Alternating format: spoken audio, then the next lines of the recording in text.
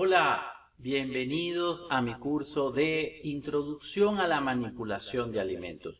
Primero que nada quiero darles la bienvenida, ¿vale? Por estar acá y darle también las gracias. Las gracias por permitirme entrar en su casa, en su ordenador, en su teléfono móvil, para poder tener la oportunidad de contribuir un poquito con lo que es la información, los conocimientos que ustedes tienen.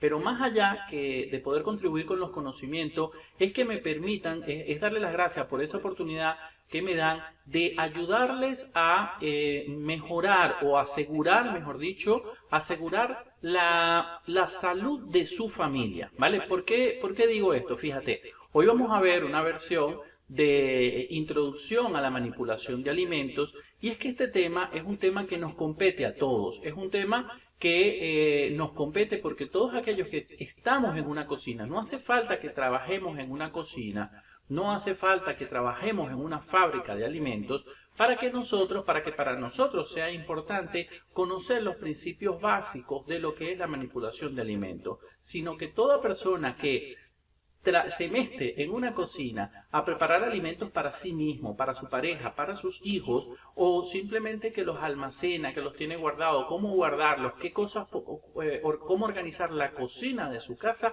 debería tener estos conocimientos básicos. Luego, estos conocimientos básicos son extrapolables a, por supuesto, lo que es una cocina de un restaurante o el almacenamiento de los alimentos en un supermercado, por ejemplo, o la fabricación de alimentos en una industria. Así que, bueno, bienvenidos acá, les doy las gracias, como les dije, y vamos a empezar un poquito con el tema. Fíjate, ¿qué les voy a poner acá? Vamos a trabajar esta presentación. Esta presentación es una versión corta de lo que es el curso completo de manipulación de alimentos que con su certificado que yo realizo, que también pueden hacerlo vía online, con esta metodología que van a estar viendo ahorita, pero bastante más completo, pues van a entrar en mi escuela online, y en la escuela online van a tener una serie de material descargable, unos videos complementarios y unos ejercicios, etcétera, ¿vale? Pero fíjate, como lo que me interesa es ayudarles, voy a traerles un poco una versión, unos fragmentos de estos 7 principios que son necesarios para hablar, digamos, completamente de lo que es la manipulación de alimentos. Entonces, en este caso, fíjate, vamos a empezar hablando sobre la normativa. A ver, no importa en qué país estemos, a lo mejor tú me estás escuchando de México, de Colombia, de Venezuela, España, Paraguay, Uruguay, etcétera, Argentina, ¿vale? Y no importa donde tú estés, seguramente hay alguna normativa o alguna legislación que dice que debes cumplir con una serie de condiciones dentro de lo que es la cocina, por ejemplo, de un restaurante, o las condiciones de una fabricación, de una fábrica de alimentos, etcétera. Entonces, yo voy a traer un poco de todo eso, y vamos a hablar de eso. Ahora, pero esa normativa, ¿vale? Me exige, como decimos, ¿vale? Me exige que lo cumpla, pero más que exigir, es el tema, como les decía hace un minuto, es la importancia que tiene para nosotros, para nuestra familia, para prevenir, por ejemplo, enfermedades de transmisión alimentaria. Pero fíjate, vamos a empezar, vamos a hablar de higiene alimentaria, ¿vale? Vamos a hablar de microbiología, vamos a hablar de enfermedades de transmisión alimentaria, lo que es el etiquetado, lo que son técnicas de conservación y almacenamiento y transporte de los alimentos. Así que bueno, empecemos. Fíjate, te mencionaba hace unos segundos, de acuerdo al país donde tú te encuentres, existe una normativa. Esa normativa normalmente está establecida por el Ministerio encargado de la Salud. Y ese Ministerio encargado de la Salud va a tener una ley, ¿vale? Una ley de salud, ley general de sanidad, ley general de salud, ¿vale? Esa ley va a contemplar una serie de exigencias que se deben cumplir en función de lo que es la preparación de los alimentos en industrias, en restaurantes, en cocinas, etcétera, ¿vale? En esta parte yo te invito a que leas un poco, ¿vale? Leas un poco sobre las diferentes cosas que te exigen en esa normativa. Sin embargo, ¿vale? Yo voy a empezar a hablarte de ello. Fíjate, ¿qué me dicen allí o qué debo saber yo respecto a los alimentos? Mira, uno de los principales principios en los que hablamos se refiere a la higiene alimentaria. La higiene alimentaria no es más que una serie de condiciones que deben de cumplirse en un lugar donde se preparan alimentos, que esas condiciones lo que buscan es garantizar que el alimento sea inocuo. ¿Qué es un alimento inocuo? Es un alimento que no te va a causar ningún tipo de daño. ¿Cuáles son esos daños? Los daños pueden ser de tres tipos, ¿vale? Un daño físico, un daño químico o un daño biológico.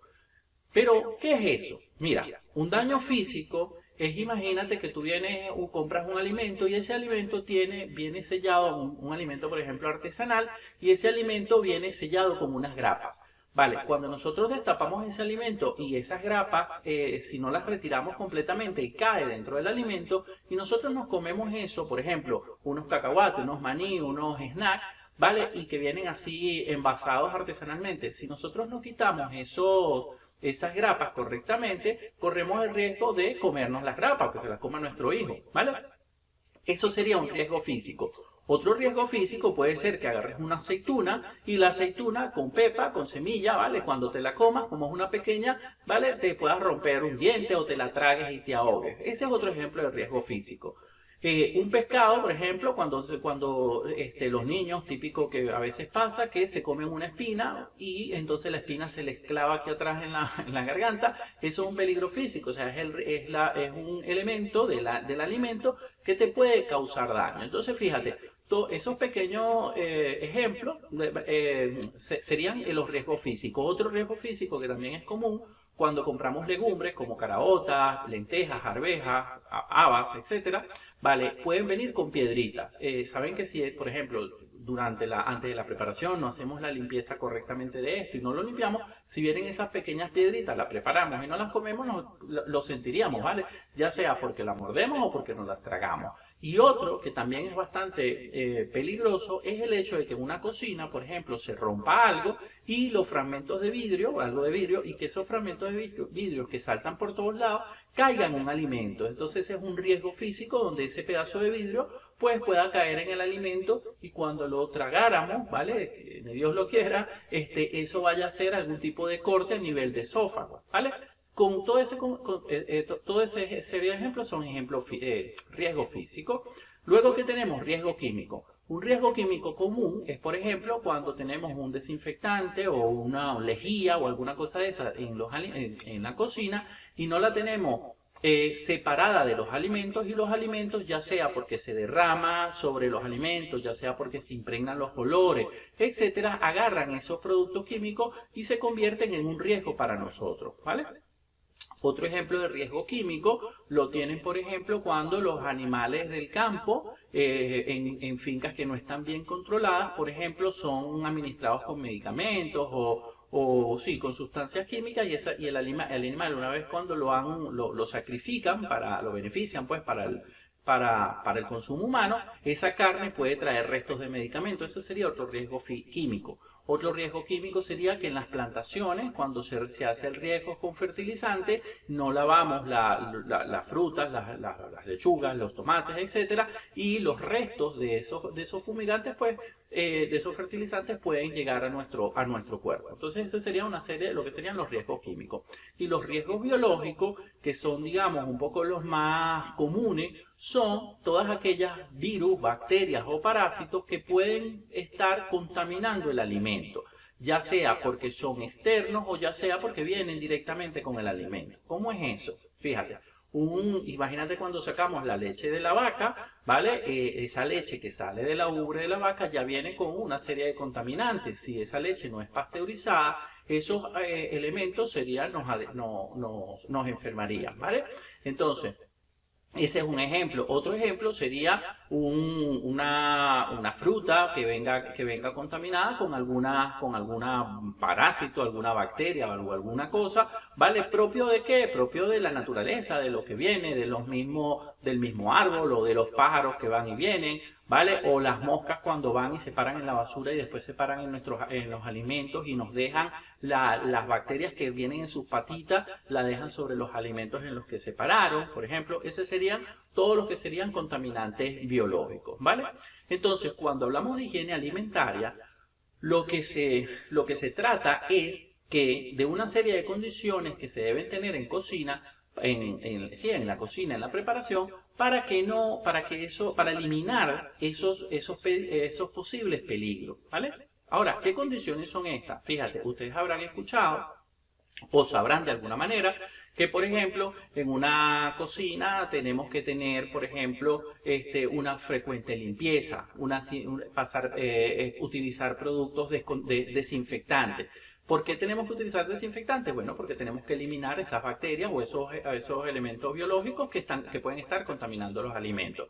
Vale, otras condiciones que te piden en cocina, por ejemplo, típico, que las paredes, techos y pisos sean de fácil limpieza, que no haya acumulación, que no permita la acumulación de residuos, que las temperaturas que se utilizan en el área de preparación sean adecuadas. Si estoy trabajando con carne, con pescado, que se mantenga un área de se mantengan refrigeradas durante todo el tiempo que han estado antes de ser preparadas, ¿vale? Otra cosa en referente a higiene alimentaria sería, por ejemplo, que no cometamos el error de la contaminación cruzada. ¿Qué es eso de la contaminación cruzada? Imagínate que estamos preparando, yo qué sé, un almuerzo y estamos picando un pollo, vamos a preparar una ensalada. Entonces, si nosotros, por ejemplo, con la misma ensalada que estamos cortando el pollo, ¿verdad? Estamos descuartizando el pollo, lo estamos fragmentando y luego agarramos ese cuchillo, quizás le pasamos un trapito y con ese mismo cuchillo picamos un tomate. ¿Cuál es el problema aquí? El problema está en que el tomate se acaba de contaminar con todos los microorganismos que podía tener el pollo. ¿Dónde? En la sangre, en el cuero, ¿vale? Entonces esos microorganismos quedan en el tomate y cuando nosotros nos comemos la ensalada nos las comemos frescas, ¿vale? ¿Qué pasa? El pollo, si tenía esos microorganismos, nosotros íbamos a ese pollo, lo íbamos a asar, lo íbamos a freír, lo íbamos a cocinar a una temperatura alta. Y cuando cocinamos a alta temperatura, pues esas bacterias se van a ser eliminadas. ¿Vale? Entonces, eso es un riesgo de contaminación cruzada, típico en las cocinas obviamente cuando no tienen esta información, y entonces se utilizan los mismos implementos que no tiene que ser solo el cuchillo. A veces ves a la ama de casa o al señor que lo está preparando, ¿vale? Y de repente agarran el mismo plato, en la misma tabla donde estaba cortando el pollo, le echa una simple repasito o quizás le echa una agüita y sobre eso empieza a picar las lechugas y los tomates, ¿vale? Esos serían errores, ¿vale? Que se presentan respecto a lo que es higiene alimentaria. ¿Qué más tenemos que controlar en este tema? Fíjate, cuando nosotros hacemos la cocción de los alimentos, nosotros tenemos que asegurarnos que los alimentos que van a ser cocinados alcancen una temperatura mayor a 60 grados, mayor a 65 grados, ¿vale? ¿Por qué? Porque es una temperatura estimada en que todos los que son los elementos patógenos o agentes patógenos, son aquellas bacterias y tal que nos pueden causar enfermedades, ¿vale? Patología, patógenos, ¿vale? Son agentes que nos pueden causar enfermedades. Entonces, si cocinamos sobre 64 o 65 grados, nos aseguramos de que estamos matando los patógenos, ¿vale? Entonces, cualquier alimento que vaya a ser cocinado, se supone que debemos asegurarnos que llegue a esa temperatura. Fíjate, no estamos hablando de grandes temperaturas, ni siquiera estamos hablando de la temperatura de ebullición del agua de 100 grados. Pero estamos hablando de una temperatura mínima necesaria para lograr eso, ¿vale? Y luego hay una cosa que se llama el tiempo de cocción, y el tiempo de cocción también va relacionado con la temperatura. Entonces, si vamos a cocinar a 65 grados, ese alimento debe permanecer a 65 grados, pero por un tiempo más o menos prolongado, 15 minutos, 20, 30 minutos. De hecho, la leche cuando se pasteuriza, no la esterilización, sino la pasteurización, se mantiene a una temperatura de 64 grados, 65, 72, dependiendo de la empresa, por tiempos mayores a 15 minutos, 30 minutos, 20 minutos. Eso es una tabla que no viene al caso, ¿vale? Bueno, eso un poco en líneas generales sobre la importancia de la higiene alimentaria. Ahora, vemos aquí una perla que dice microbiología. Vale, ¿qué necesitamos saber de microbiología? A ver, de microbiología hay un montón de agentes, bueno, un montón no. Tengo un video en el Facebook donde hablo de los principales 12 patógenos, 12 agentes patógenos, que son los responsables de las principales 11 enfermedades de transmisión alimentaria, ¿vale? Entonces, ¿esto qué es? Bueno, son una serie de microorganismos que son típicos y que debemos cuidar, ¿vale? Que debemos protegernos. Por ejemplo, Escherichia coli, Staphylococcus aureus, ¿vale? Pero ¿esto qué es con esos nombres tan extraños? Fíjate, estos son microorganismos que pueden estar en cualquier parte. Por ejemplo, la Escherichia coli la tenemos nosotros dentro de nuestros intestinos, en la parte final de los intestinos, ¿vale? Entonces, ¿qué pasa? Si una persona va al baño, ¿verdad? Y cuando hace sus necesidades no se lava las manos, aparte de los residuos orgánicos que le están quedando notablemente, ¿vale? Va a tener microorganismos. ¿Qué serían estos Escherichia coli? ¿Vale? Que sería la Escherichia coli fecal, porque hay varios tipos, ¿vale? Entonces, ese tipo de contaminantes están allí en todas partes, incluso dentro de nosotros mismos. Pero ¿qué pasa? Si nosotros ese Escherichia coli lo llevamos de nuevo a la boca, ¿vale? Eso nos va a traer trastornos alimentarios, dolores de barriga, dolores estomacales, vómitos, malestares, etcétera, ¿vale? Porque no es la ruta que debe tener él, ¿vale? Y por eso es que ustedes ven en las campañas de manipulación de alimentos donde hacen tanto énfasis en que la gente tiene que lavarse las manos constantemente cada vez que vaya al baño, etcétera. Ese es un ejemplo. Mira, otro ejemplo son los Staphylococcus aureus. Los Staphylococcus aureus son o también otros microorganismos que pueden estar presentes, por ejemplo, en una herida. Entonces, por ejemplo, cuando una persona tiene una herida, cualquier cosita, mira, la persona se cortó aquí el dedo o se le infectó una uña o lo que sea, y eso se le hincha un poco, o sea, se le infecta, eso es el contaminante de esa herida, la bacteria que se reproduce, los microorganismos que se reproducen allí son los Staphylococcus aureus. Por eso es que es necesario que, por ejemplo, si estás en cocina, si tienes algún tipo de herida, esa herida esté perfectamente cubierta para evitar, pues, que vayas a enfermar a otra persona, porque tú tienes una proliferación allí de Staphylococcus aureus, y si lo transmites a los alimentos, el canal será vía boca y va a traer trastornos estomacales, ¿vale? Así, una serie de microorganismos de microorganismos o parásitos que forman parte de eso. Si buscan en mi video de Facebook, pueden leer el artículo que coloco allí, donde habla de los 12 principales agentes, ¿vale? Continúo. Fíjate, esta parte de la microbiología está relacionada con las enfermedades de transmisión alimentaria. Estas enfermedades de transmisión alimentaria también hay, como les dije, una serie de enfermedades que son típicas y principales. Fíjate, una de las principales es la salmonelosis, ¿vale? ¿Qué es eso? Bueno, la salmonelosis es una enfermedad producida por la salmonela, ¿vale? La salmonela, a su vez, es un contaminante que llega a nosotros, biológico obviamente, proveniente ¿de dónde? Principalmente de huevos o aves. Entonces, eso justifica que, por ejemplo, cuando nos comemos un pollo, aparte de que crudo debe saber horrible, ¿vale? Cuando nos comemos un pollo, ese pollo debe ser cocido completamente, porque si no es cocido completamente, corremos el riesgo de salmonelosis. Fíjate que cuando comes vacuno, ¿vale? Cuando comes carne de res, de vaca, ¿vale? O de toro. Entonces, cuando comemos la carne de vacuno, no tenemos el riesgo de salmonelosis y de alguna manera se nos permite que puedas pedirte un bistec término medio, por ejemplo, o 3/4, ¿vale? Y entonces el riesgo es distinto a si te estuvieras comiendo un pollo, por ejemplo, ¿vale? Pero luego tenemos otras enfermedades similares, ¿vale? Que pueden ser por la carne de cerdo o por las aguas. Fíjate, una de las enfermedades de transmisión alimentaria que ha generado incluso más muertes en el mundo sería, por ejemplo, el cólera. El cólera es un gran problema en nuestros países de Sudamérica, por ejemplo, pero también es un gran problema en África, es un gran problema en el sudeste asiático, en los países del sur de Asia, etc. Pero es que también es interesante porque han habido brotes de cólera y también en países desarrollados. O sea, si buscamos las noticias vamos a conseguir que en países desarrollados también hemos tenido estos brotes de cólera. Vale, esto es producto de aguas contaminadas porque pues las aguas contaminadas cuando las utilizamos en cocina o las utilizamos en fregar las cosas pues de cocina, entonces si esta agua está contaminada pues nos llega a nosotros y nos enfermamos, ¿vale?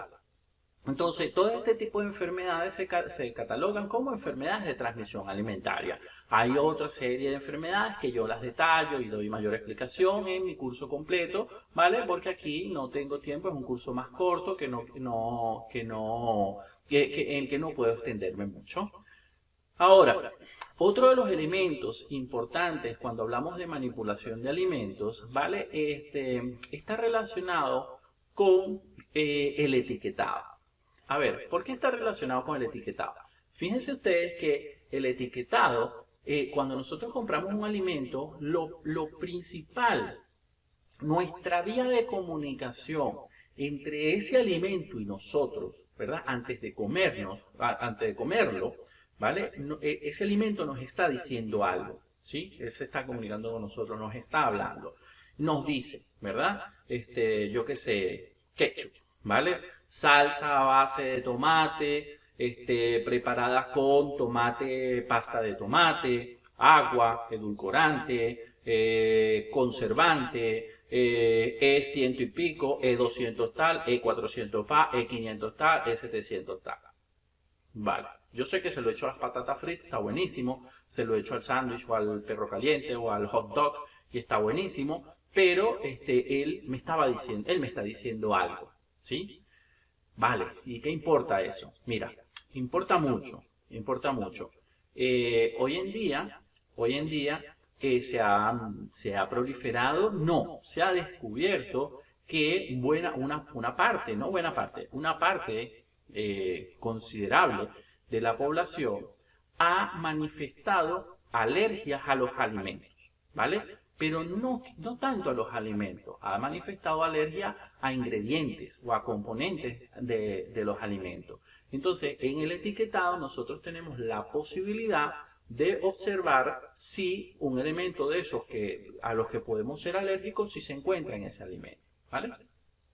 Otra cosa importante del etiquetado es algo que se llama la identidad del producto. O sea, a veces comemos algo, no nos sabe, no lo entendemos, tal, pero es que se parece a lo que siempre comprábamos y no nos damos cuenta que es que en el etiquetado nunca decía que fuera mayonesa, o nunca decía que fuera mantequilla, o nunca decía que fuera leche. Pero es que si tienen la etiqueta de siempre, los colores de siempre, sí, pero es que no dice.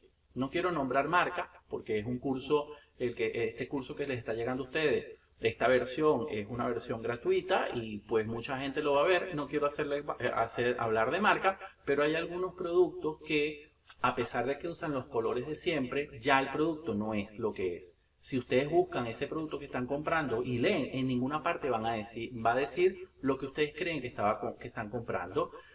Entonces, eso que yo les estoy diciendo es la identidad del producto. O sea, si yo voy a comprar una ketchup, se supone que en alguna parte me dirá salsa de tomate o ketchup, tal. Si compro una mayonesa, me debe decir mayonesa. Si compro un pollo, me debe decir pollo entero, pollo desmenuzado, pollo tal.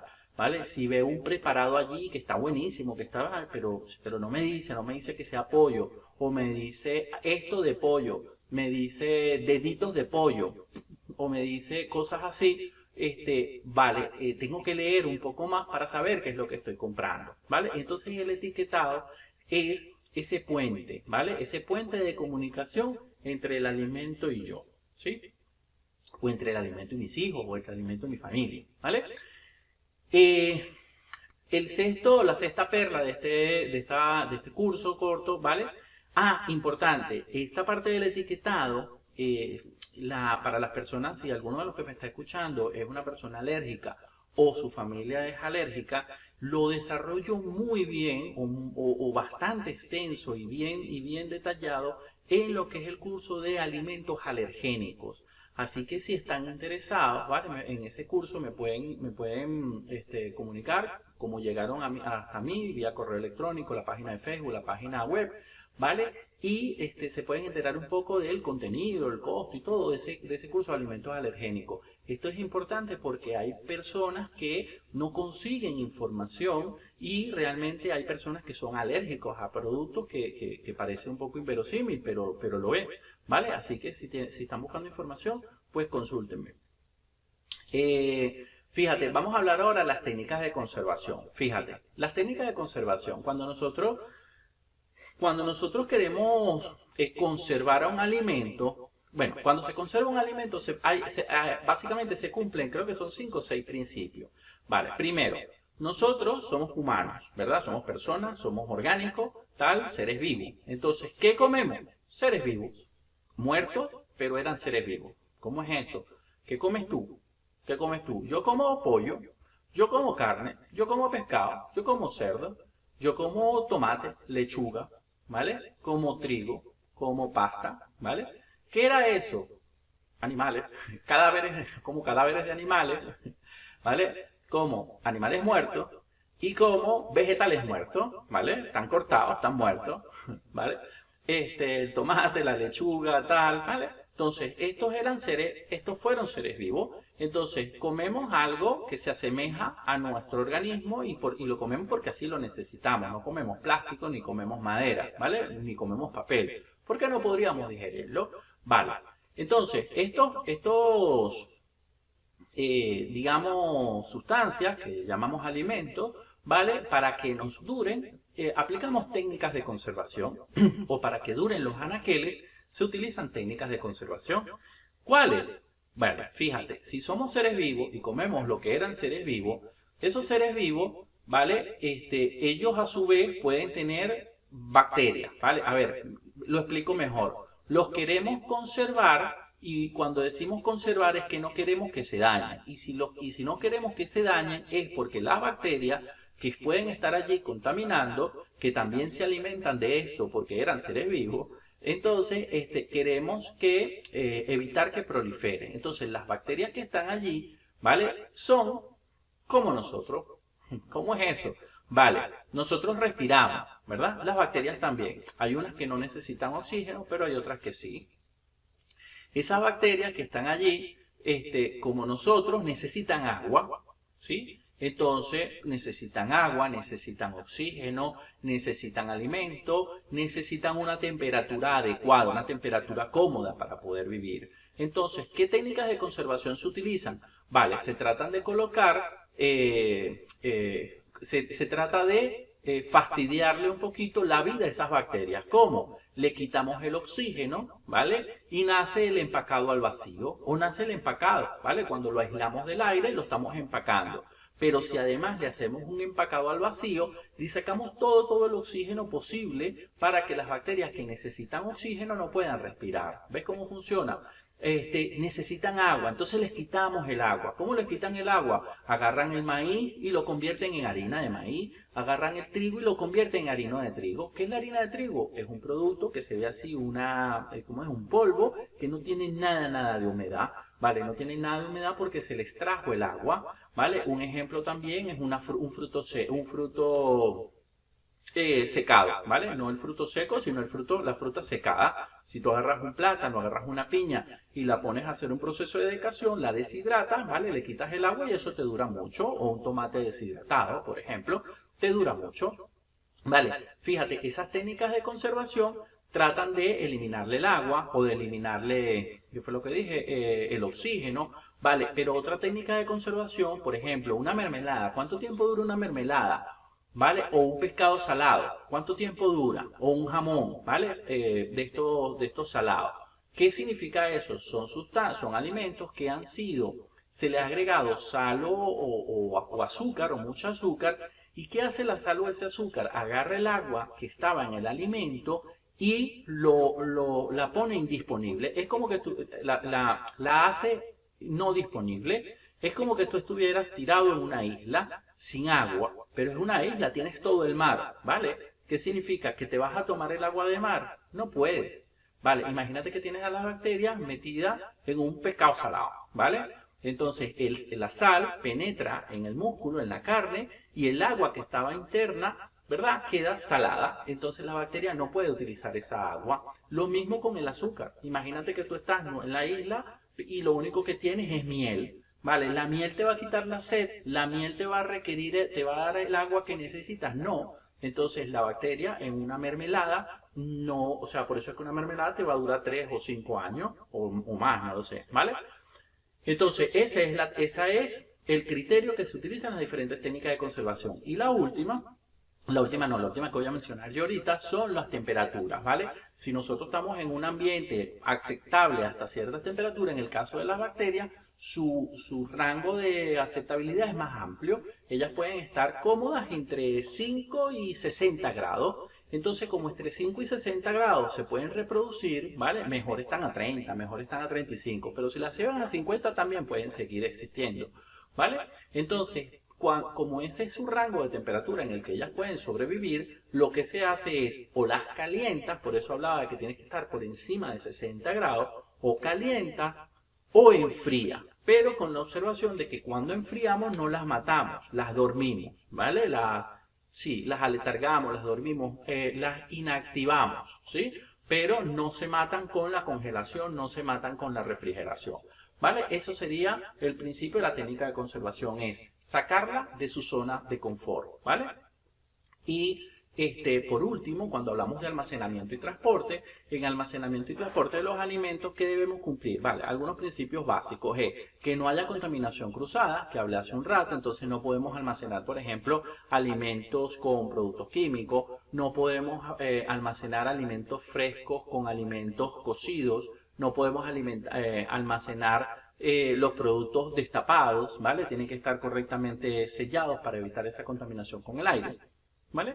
Y lo otro es la temperatura. Si es un alimento que va refrigerado, tenemos que asegurar que esa temperatura de refrigeración o esa temperatura de congelación se mantenga, y además, si incluso hay un transporte de esos alimentos, debemos asegurarnos que ese alimento mantenga esa cadena de frío, por ejemplo. Entonces, cuando vamos al mercado, por ejemplo, si nosotros traemos la carne, las cosas tal, viene de la nevera, tardamos 40 minutos para regresar a casa, o si nos desviamos en el momento, en el camino y demoramos, nos hablamos con la vecina, nos tomamos un café o lo que sea, tenemos que estar muy pendientes de que apenas lleguemos tenemos que devolver ese alimento a la cadena de frío, porque si no se estarían reproduciendo las bacterias, ¿vale?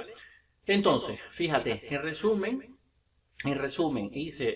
digamos, creo que este video va a durar unos 40 minutos, 35 minutos a lo máximo, ¿vale? Y en estos 35 minutos hice un breve repaso de lo que serían los principales, los 7 principios que tengo allí de lo que sería la manipulación de alimentos. Es un toque un poco de cada uno de los temas importantes, ¿vale? Si quieren saber más, por supuesto, que les recomiendo mi curso de manipulación de alimentos, el que está completamente desarrollado en la escuela online, con actividades y una serie de cosas, con el que realmente además se pueden certificar, ¿vale? Y pues está disponible en la escuela online. Y si además tienen otras dudas, pues por ejemplo el de etiquetados que sirve para, el de alimentos alergénicos, que lo mencioné cuando llegué al punto de etiquetado, porque el de alimento alergénico te va a servir a esa persona cercana tuya, para esa persona protegerse, para cuidarse de esos alimentos. Y luego tengo una serie de cursos que están relacionados también con alimentos, lo que es la calidad, conservación de la calidad o alcance de la calidad. E incluso vamos a llegar ahí tienen unos cursos también disponibles en nuestra escuela que están relacionados con cocina. Así que si tienen alguna información adicional, si quieren alguna información adicional, pues no duden en contactarme. Y bueno, de verdad, muchas gracias por permitirme entrar, como les dije, a su móvil, a su teléfono móvil, ¿vale? O a su ordenador, o a su tablet, pero aquí estás en el móvil, ¿vale? Así que gracias por permitirme entrar allí. Y bueno, nada, darte las gracias y espero que de verdad, así como yo le dedico con este cariño este video, pues si pueden acercarse a mis redes sociales, hacer algún comentario positivo, obviamente, pues son bienvenidos. Así que bye bye y nos vemos en el siguiente curso.